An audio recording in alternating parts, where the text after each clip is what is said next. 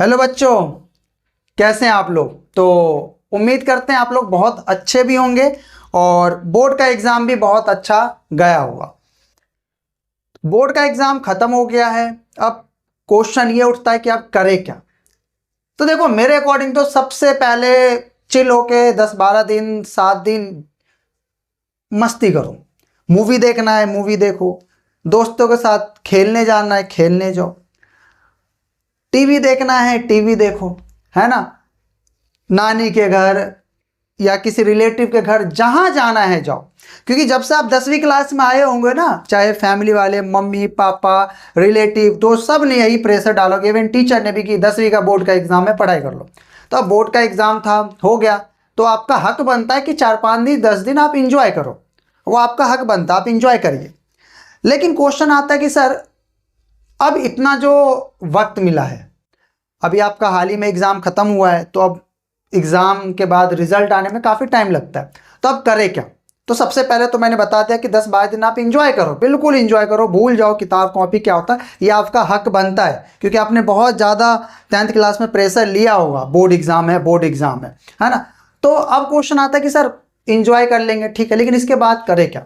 तो मेरे अकॉर्डिंग, है ना, एक्चुअली है क्या, ध्यान से देखिए तो आपका भी कहीं ना कहीं जो 10th क्लास का जो बोर्ड का जो रिजल्ट रहता है कहीं ना कहीं मई के बीच में आएगा। अब मई 10 भी हो सकता है, 15 यानी कि स्टार्टिंग मई में भी हो सकता है और मिड ऑफ द मई भी हो सकता है और लास्ट मई में भी हो सकता है।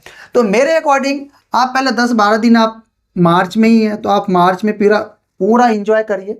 लेकिन जो आपका अप्रैल का मंथ है, कहते हैं ना time is the money, time बहुत कीमती है दोस्तों। तो आप देखिए, अगर आप लंबा छुट्टी करते पढ़ाई से तो कहीं ना कहीं ये जो आपने इतने दिनों इतने महीनों सालों से आपने जो फ्लो बनाया है ना पढ़ाई का, वो टूट जाता है। क्योंकि ऐसा थोड़ी नहीं कि 10वीं का बोर्ड का एग्जाम दे दिया हमने, पढ़ाई नहीं करना, पढ़ाई करना है ना, आगे बिल्कुल करना है। तो 10वीं का जो आपने बोर्ड का एग्जाम दिया, रिजल्ट में काफ़ी टाइम लगता है, जैसे कि हमने एस्टिमेटेड लगाया है मई में भी मिड मई में रिजल्ट आ जाए। तो ये जो आपका अप्रैल का मंथ है, इस अप्रैल को आपको सही महीने में यूटिलाइज करना चाहिए। अब क्वेश्चन आता है सर यूटिलाइज कैसे करना चाहिए। अरे सिंपल, 10वीं का बोर्ड एग्जाम दिया है, उसके बाद आपने एग्जाम दिया हो तो हो सकता है आपको खुद पता होगा कि आपका एग्जाम कैसा गया। अगर आपको लग रहा है कि सर एग्जाम मेरा बहुत अच्छा गया, जितना मैंने उम्मीद किया है उतने नंबर आएंगे, और आपको जो स्ट्रीम चाहिए, चाहे आपको कॉमर्स चाहिए, चाहे आपको साइंस चाहिए या आर्ट्स चाहिए, और आपको बहुत ईजिली मिल जाएगा।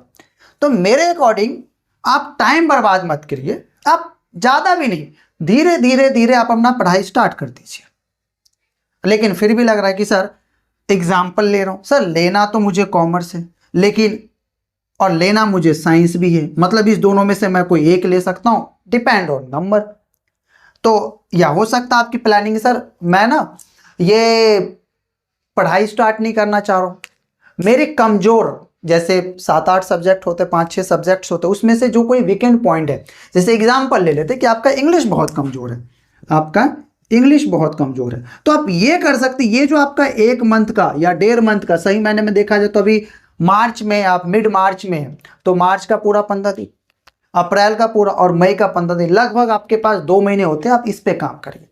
तो मेरे अकॉर्डिंग बिल्कुल पहले आप इंजॉय करिए, और जितना आप बोर्ड के टाइम पढ़ते हो उतना भी पढ़ने की जरूरत नहीं, लेकिन हाँ आपका रिदम बना रहे, और इस गोल्डन टाइम को आप वहां पे यूटिलाइज करिए जहां पे आपका वीकेंड पॉइंट है।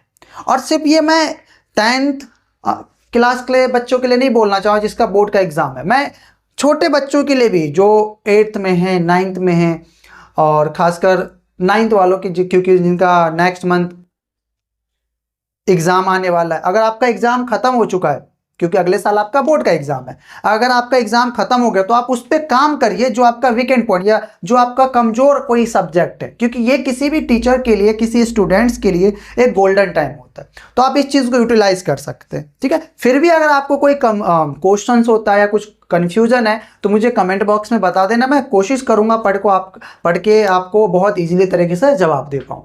और इस चैनल को सब्सक्राइब भी कर लेना ताकि आपको लेटेस्ट न्यूज़ वगैरह भी मिलते रहे, ठीक है दोस्तों। चलो तब तक के लिए बाय बाय, और अगेन कॉन्ग्रेचुलेशन आपके बोर्ड एग्जाम खत्म होने के लिए, और बेस्ट ऑफ द लक आपके जो एग्जाम खत्म हुए उसके अच्छे रिजल्ट आए, ठीक है। तब तक के लिए बाय बाय, टाटा।